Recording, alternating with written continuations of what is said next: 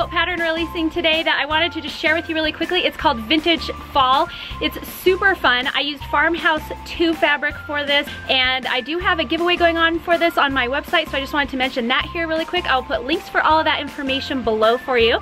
So stop by and enter to win. We're giving away the pattern itself plus the fabric quilt kit to make this really super cute, fun fall quilt.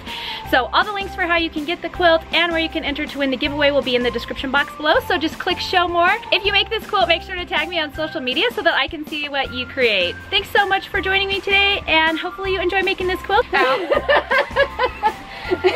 dead. I was trying to talk fast.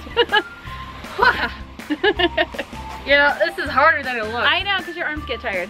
Meet Haley, she's my quilt holder, and she gets paid in M&M's. M&M's. Like the ones with caramel in them. These are caramel M&M's. They're delicious if you haven't tried them.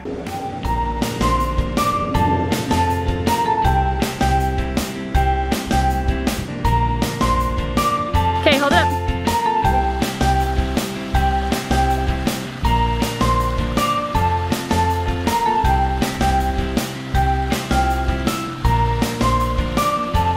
Okay.